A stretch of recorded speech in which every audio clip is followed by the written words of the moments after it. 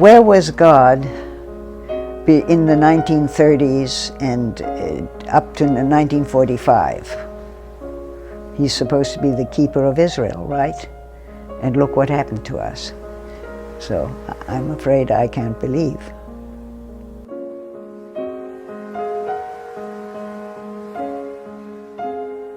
I was born in Berlin, Germany, and I was 11 years old when I was put on the Kindertransport, the children's transport that took me to England and basically saved my life. I remember very little about the other children. I don't remember anybody crying or anything like that, which seems amazing since all of us left our parents at the station and probably realized we might not see them again.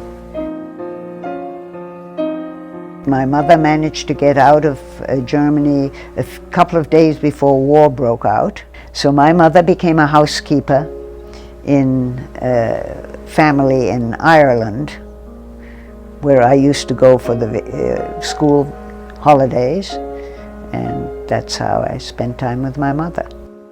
I was taken in by the principal of a boarding school. Interestingly enough, it was a Methodist minister's daughter's boarding school, and I was the only Jewish child. And much to their credit, nobody ever tried to convert me. You have to adapt, so you adapt. The principal called me into her office, and she said, "Margit, you will never be anything other than Jewish. But children can be very cruel, and if you make yourself too different from them, I don't know how they're going to treat you." So that was her pronouncement on the situation. But by the next week, she must have gone through the yellow pages in the town where we were and found a rabbi.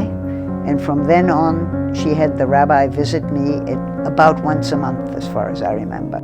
Now I have Buddhist friends, Hindu friends, Muslim friends.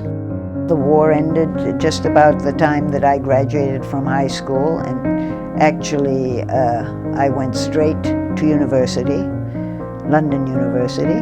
My major was modern languages, and literature. But I didn't have to do too much studying for that because, my languages came very easily to me. I became a nationalist. I'm very strongly pro-Israel.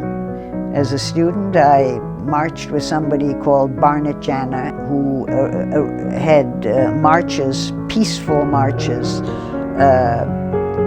for Israel, that the country should support Israel, that Israel should become a state, and so on. When I was in Israel, that was the very early beginnings. I had worked for the Jewish agency in the south of France already. We were bringing over the North African Jews from Morocco, Algeria, Tunisia, and so on.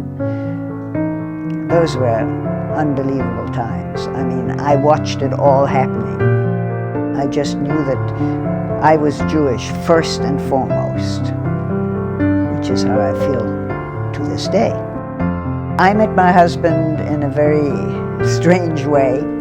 He was supposed to be a date for a good friend of mine. At the time I was living in New York and working for the Israel Government Tourist Office. And the phone rang, and it was my friend. She said, "Listen, I just got a call from a guy from Chicago, and he's here with his business partner, and I told them you'd pick them up. They could join our picnic, and I told them you'd pick them up." And I said, "Ruthie, you're crazy, who wants a couple of businessmen from Chicago?" And one of them, this Erwin, the one in the gray coat, absolutely followed me like a dog through everything. I mean, he just didn't give up. Even when we got out of the car, when we arrived in Long Island, I could not get rid of this guy. After a few outings to theaters and dinner, etc., and actually I think we spent maybe 5-6 evenings together, and that was it. He proposed, and he just didn't let go. So I married him. My husband invented all sorts of things, mainly things connected with photography.